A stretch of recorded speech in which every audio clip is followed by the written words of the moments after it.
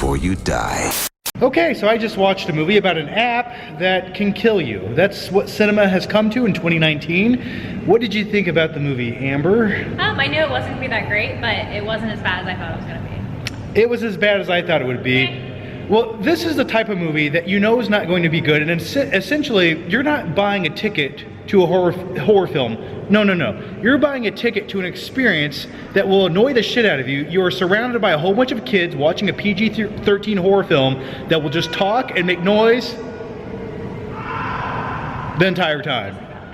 I think someone just died. Or at least I hope they did. And by the way, if you're wondering what I'm doing in a parking garage, well, these are the new series of videos I'm doing. I've been doing for a while on my second channel, John Flickinger. By the way, did you know I have a second channel? Link down below. It's a good time. Check it out. Okay, so where do I start with this movie? This is pretty much like a January movie that was released in October, and every year we have to get a bigger piece of shit than the year before because Hollywood, it's their gift to us.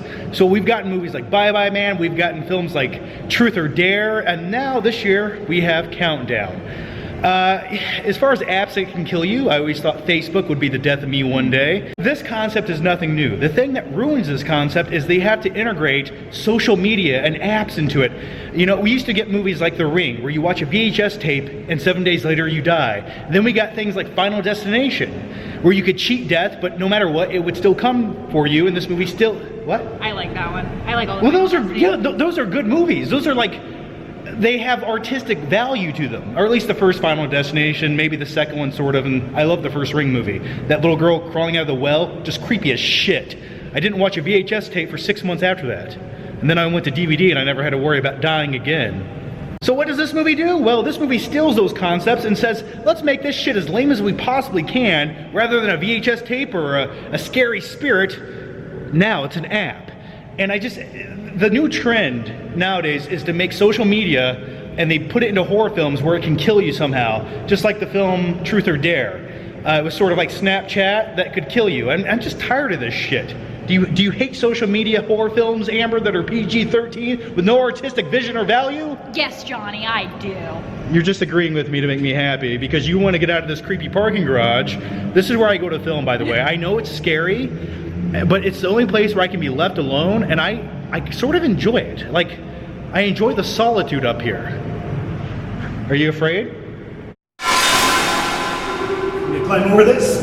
I do my own stunts.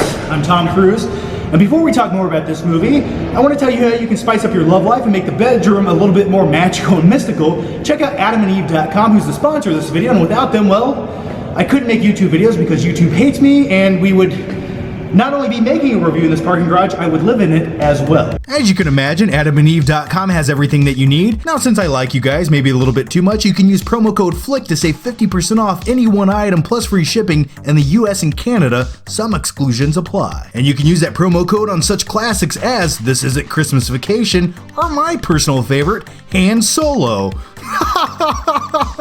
I specifically took the sponsorship so I could make that joke. And by the way, that is a real movie on the website adamandeve.com. Spend your money at adamandeve.com. Don't spend it on this shitty movie. I promise you the stuff you buy at adamandeve.com is more entertaining and more fun than this film. So, check it out.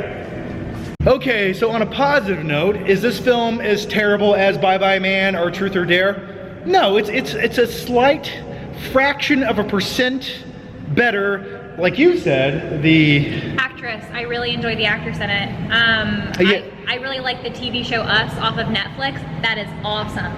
So she made it, you know, like I said, I thought it was going to be really bad, and I think she made it as good as it possibly could be. Yeah, she sort of reminds me of like a young Elizabeth Shue from Adventures in Babysitting, sort of, kind of.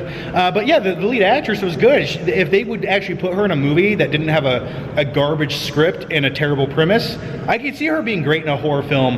But this film is just, it's one of those movies that they intentionally try to make bad because they know they don't have anything there. There's times with this film where it becomes sort of like a slapstick comedy. It doesn't take itself serious, so why should you?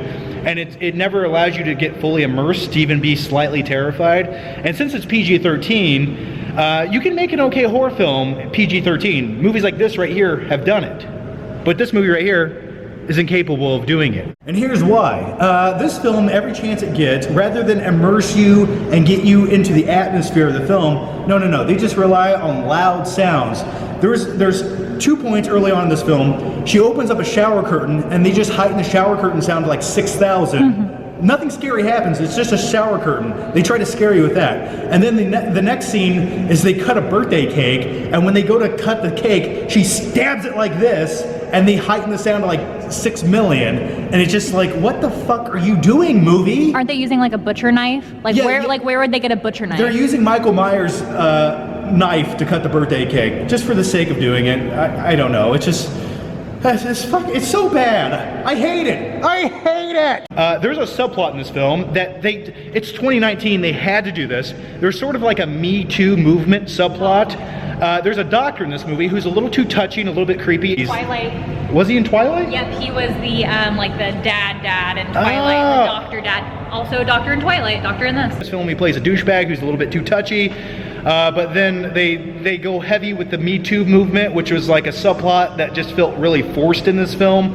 I thought they could have blended it a little bit better, and it's just like, this guy's a doctor and he just turns utterly like insane for no reason. They keep making these movies, people keep going to see them, and I just contributed to that, so I'm a little bit ashamed of myself. We should have bought tickets to go see Joker and then saw this movie, Amber. We already saw Joker. I know, but what you do is you buy tickets to a better movie to support that movie. That way the money doesn't go to garbage like this.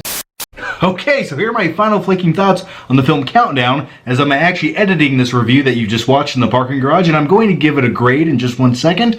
But first I want to say this. This isn't a real film. There's no artistic value or expression actually happening. This was just a movie Hollywood crapped out into theaters so kids who couldn't get into R-rated movies would see a PG-13 horror film close to Halloween and they could make a few quick dollars. So with that said, I'm going to give the film Countdown 3, 2, 1, an F.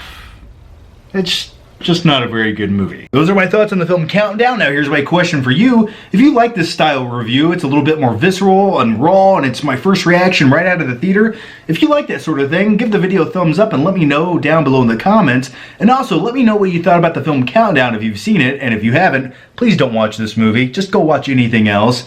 Or let me know what your least favorite horror film of all time is. Like the shittiest horror film you've ever seen. Yeah, let me know that down below as well. As always, guys, thanks for watching. Make sure you subscribe, and I'll see you next time.